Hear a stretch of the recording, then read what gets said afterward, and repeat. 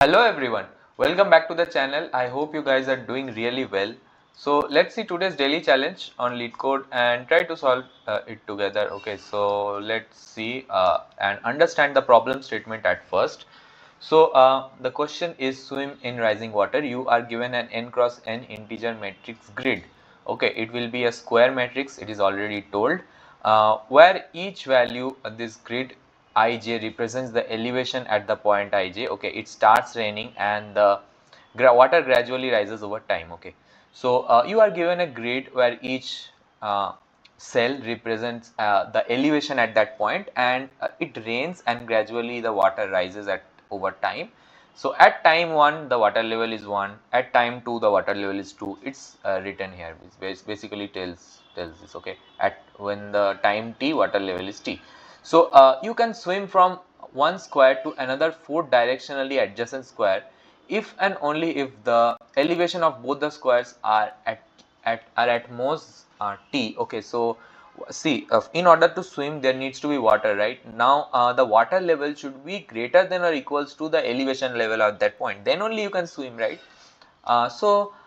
You can swim infinite distances, so you can instantly swim at any time. Okay, in zero time you can swim infinite distances, and you need to tell me that in you need to reach from this top left cell to the bottom right cell. Okay, so top left cell is nothing but 0 comma 0 and bottom left cell is n minus 1 n minus 1, and you need to reach this cell and you need to tell me that what is the minimum time that you require in order to do this. Okay, so you see, you might be thinking that we can swim instantly, then what is the time we are talking about?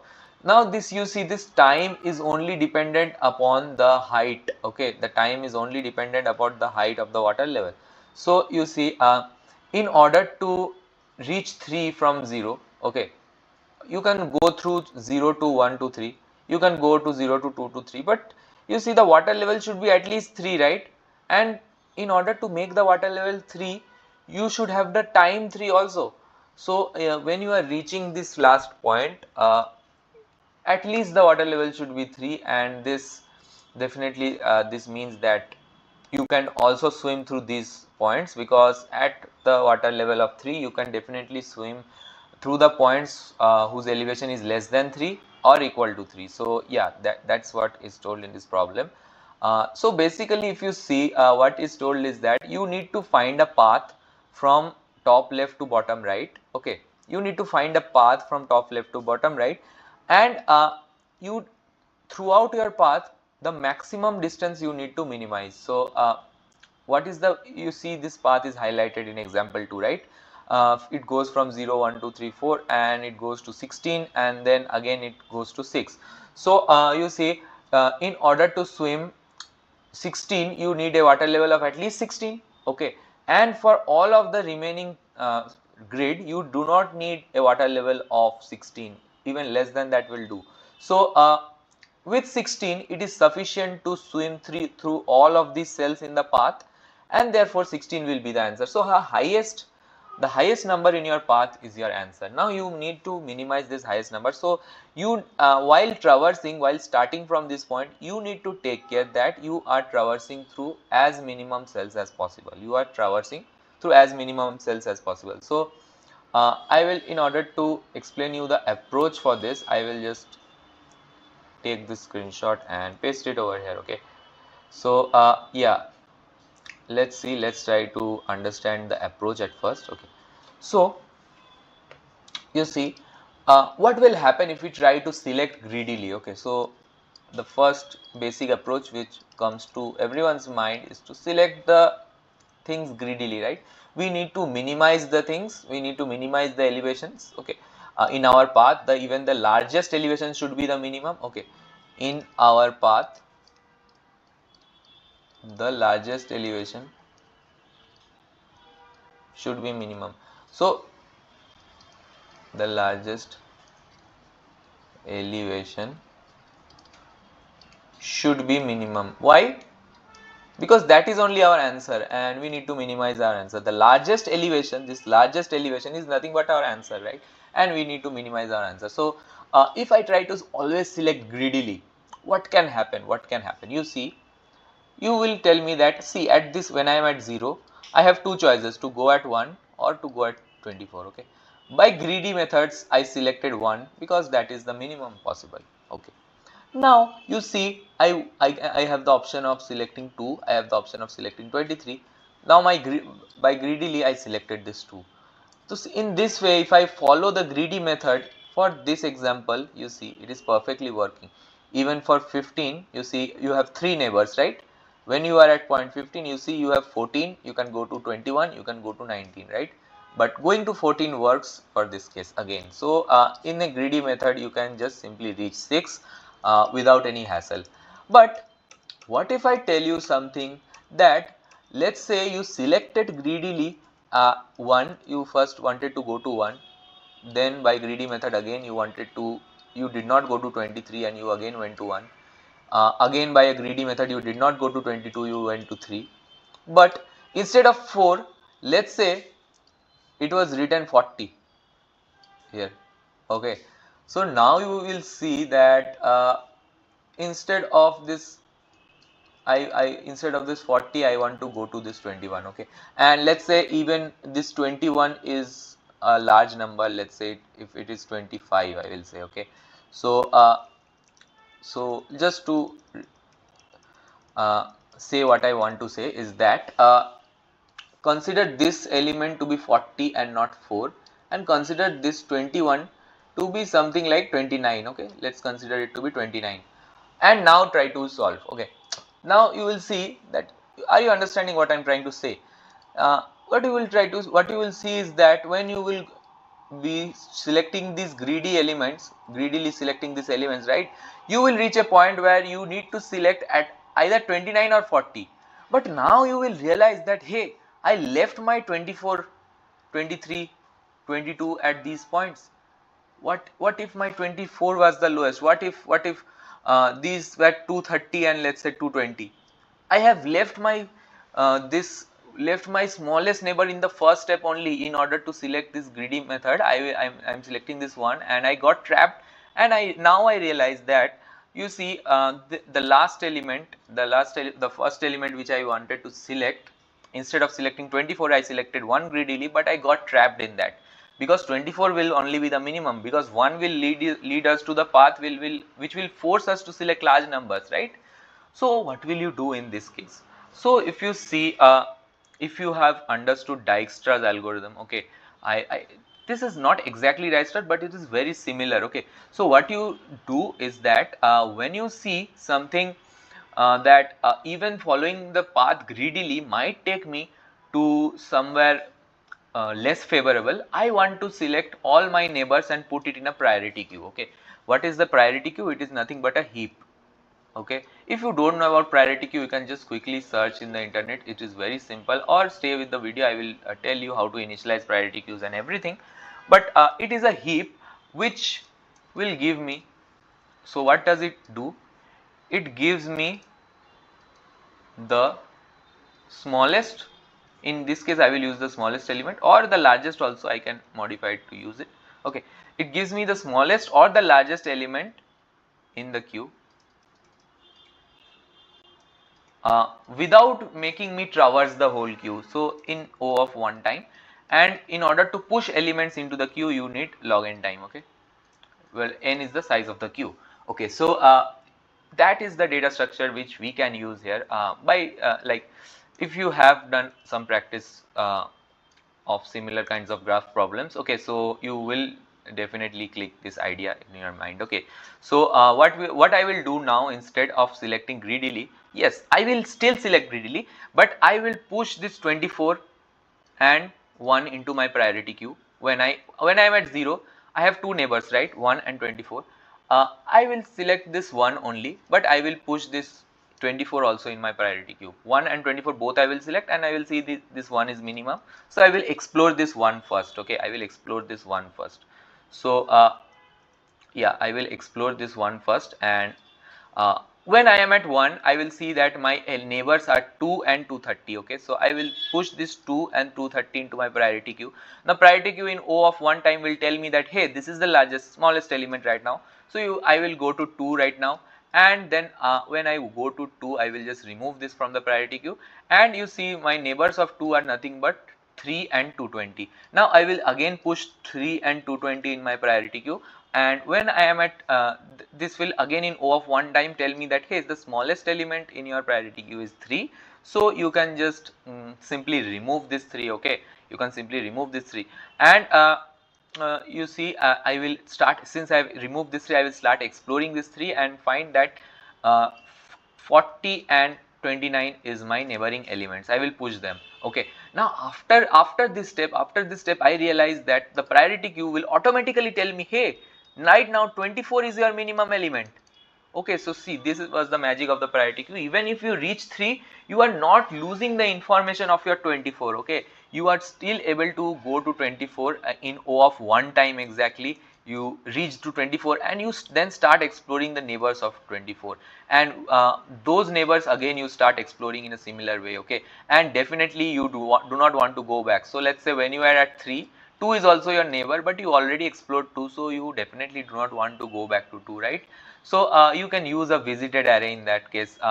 For every graph problems we do use that visited array. You already know it, I hope. So yeah, you can use that. So I hope the approach was at least clear to you. How are we exactly using this priority queue, and how is this priority queue exactly helping me? It is giving me the smallest element of the queue in O of 1 time, and how exactly this queue works, how exactly we retain the information of this 24. It also helps me to understand through this dry run. Okay, so I hope this was clear to you, and let's see the coding portion. Things will become more and more clear.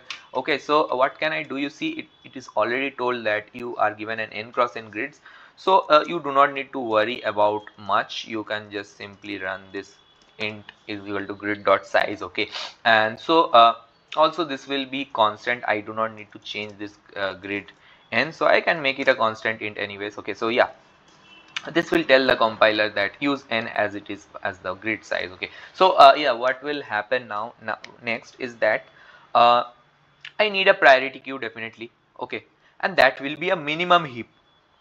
Minimum heap in the sense that it will give me the minimum element at the top. Okay, now a general method to initialize priority queue is nothing but this. Okay, priority queue pq, but this by default stores the largest element at the top. But what do we need? We need the smallest element at the top. So general method to store the smallest element is actually by doing this. Okay, creator of int.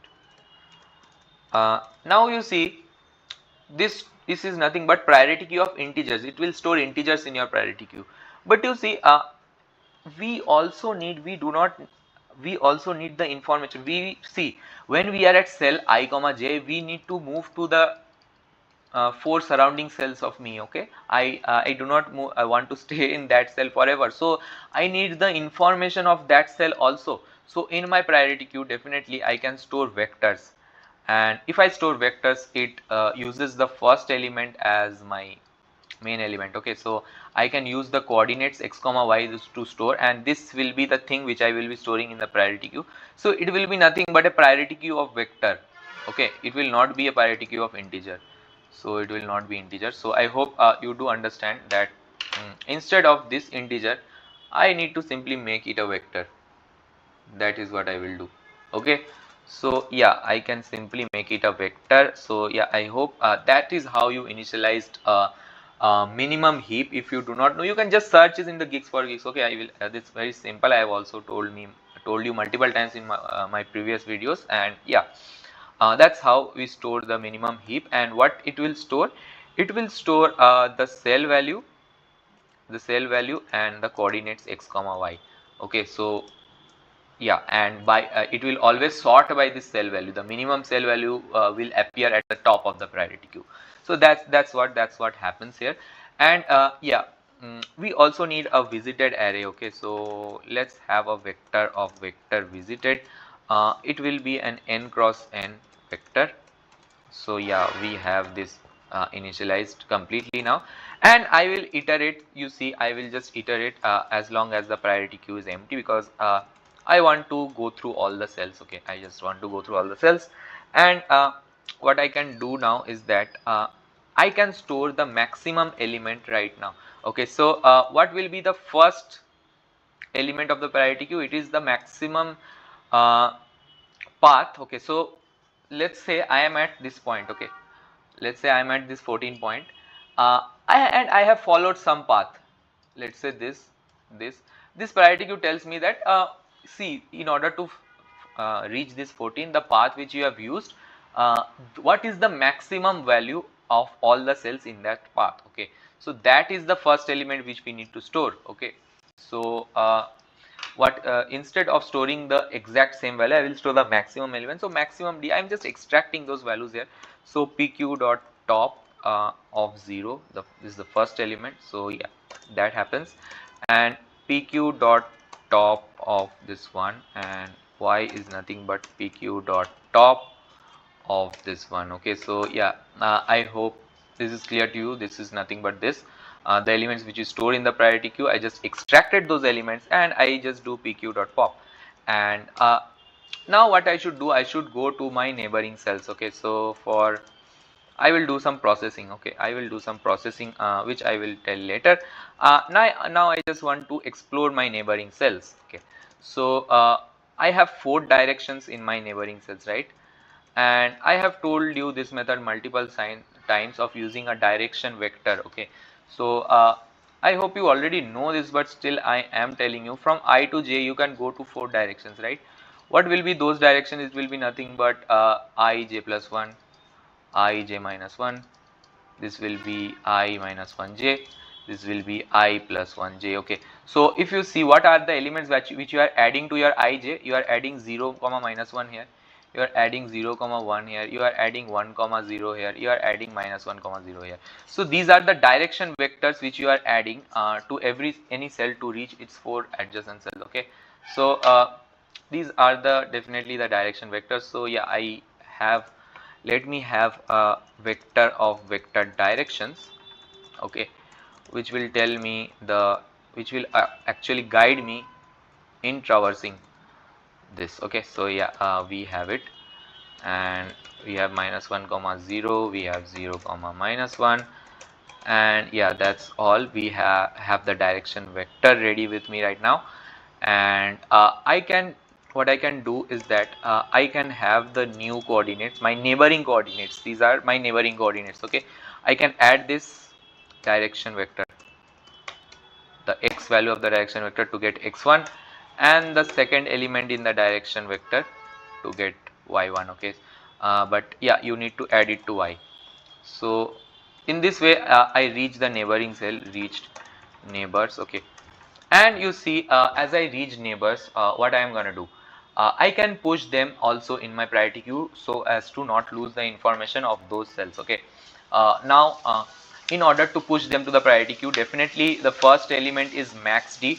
So what is the maximum a value encountered in reaching this path? That is the maximum, max d. Okay, so I will do nothing but pq dot push, and this pq dot push will give me the max d at first. So yeah, I will have a maximum value which will give me the max d, as well as this grid of x1 y1. Okay, grid of this x1 y1, and this is my first element of the priority queue. I hope you do understand what I am trying to do. If you do not understand, definitely pause the video and try to think what I did just here. I calculated the maximum value because the first element of the priority queue is this max d, which tells me the maximum cell encountered in reaching so far. Okay, and this will be my x1 and y1, the last 2 elements of my priority queue. Okay, so yeah, I push these elements into my priority queue in order to not lose the information,